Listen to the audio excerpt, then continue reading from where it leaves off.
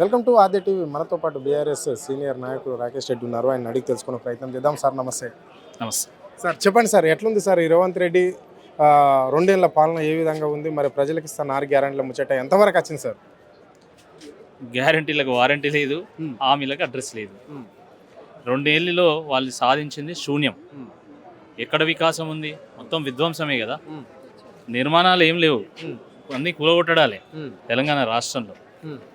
చివరికి కేసీఆర్ గారు ఢిల్లీతో కొట్లాడి సాధించినటువంటి నీటి కేటాయింపుల విషయంలో కూడా ఈరోజు కాంగ్రెస్ పార్టీ నిర్లక్ష్యం వహించడమే కాదు, ఆంధ్ర కుట్రలో భాగమై ఈరోజు జల దోపిడీకి ఒక కారణమైపోయింది.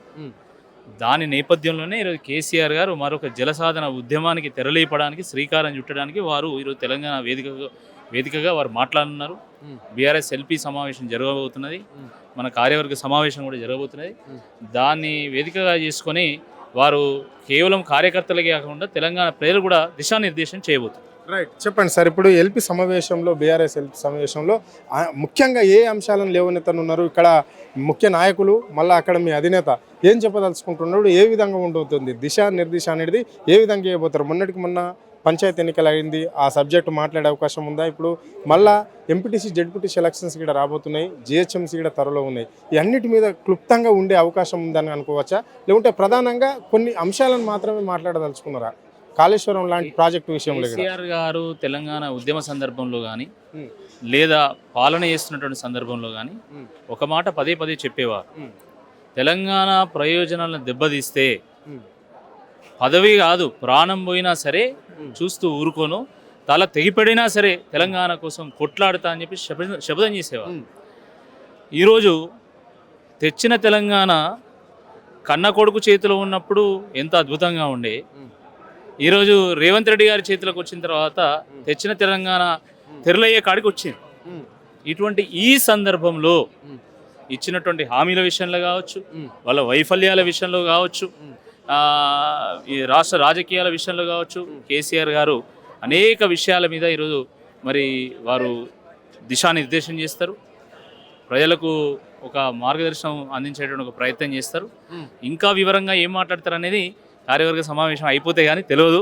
తినబోయే ముందు రుచెందుకు మనం చూస్తాం కదా, వారు మాట్లాడినప్పుడు తప్పకుండా వింటాం, మీకు కూడా సమాచారం ఇస్తాం. మొన్న ముఖ్యమంత్రి ఆయన ఫామ్ హౌస్కు పిలుచుకొని మాజీ ముఖ్యమంత్రి వార్డు మెంబర్లతో సర్పంచ్లతో మాట్లాడే స్థాయికి దిగజారిపోయిండు అని చెప్పేసి కూడా కామెంట్ చేయడం జరిగింది. దీన్ని ఎట్లా చూస్తారు మీరు? కేసీఆర్ గారు కూడా వారు కూడా ఎమ్మెల్యేనే, అల్టిమేట్గా ముఖ్యమంత్రి అయినా ప్రధానమంత్రి అయినా ప్రజల చేత ఎన్నుకోబడాల్సిందే కదా, ఇంకా వేరే ఆప్షన్ లేదు కదా డెమోక్రసీలో. వారు కూడా అక్కడ గజ్వేల్లో వారు ఎమ్మెల్యేనే కదా, ఎమ్మెల్యే అయినప్పుడు ఖచ్చితంగా కార్యకర్తలతో మాట్లాడాల్సి ఉంటుంది. వారు బాధ్యతను నిర్వర్తించు, వారు కనబడకపోతేనే కనబడలే అని, కనబడితే మళ్ళీ ఇట్లా కనబడ్డాడు అని. ఇది ఎక్కడ ఈ పంచాయతీ నాకు అర్థం కాదు. అంటే కేసీఆర్ గారు నామస్మరణ లేనిది వాళ్ళ పూట గడవదు.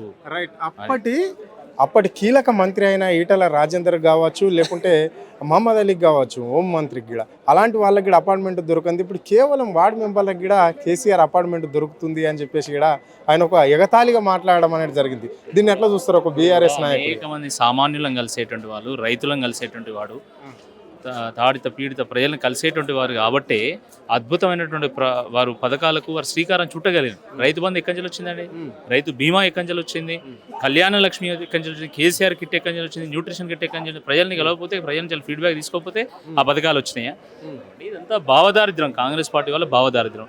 70 ఏళ్లలో 50 ఏళ్ళు మీరే పరిపాలించారు, 6 శతాబ్దం పరిపాలించినటువంటి కాంగ్రెస్ పార్టీ ఈ రాష్ట్రంలో ఆకలి కేకలకు, ఆత్మహత్యలకు, వలసలకు, బొంబాయి బొగ్గుబాయి దుబాయి బతుకులకు, కరువు కాటకాలకు, కరెంటు కష్టాలకు కారణం కాంగ్రెస్ పార్టీ. ఇంకా వాళ్ళు వచ్చి కేసీఆర్ గారి మీద మాట్లాడితే ఇది ఆకాశం మీద ఉమ్మేసినట్టు అవుతుంది. రైట్, చివరిగా చెప్పండి, మొన్న పంచాయతీ ఎన్నికలు జరిగినాయి కదా, ఆ తీర్పుని ఎట్లా చూస్తారు మీరు?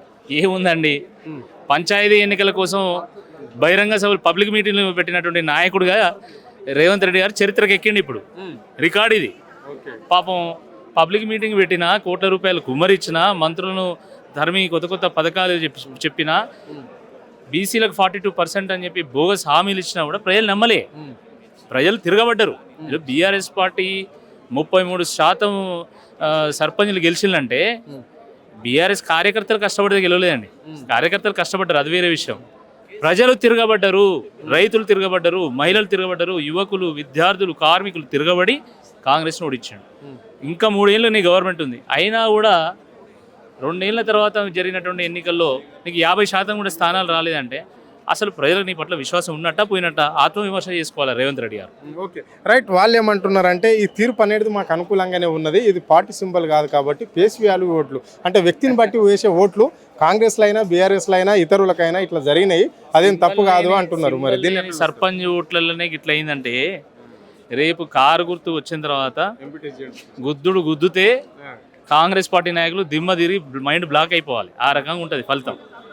ఇది పరిస్థితి.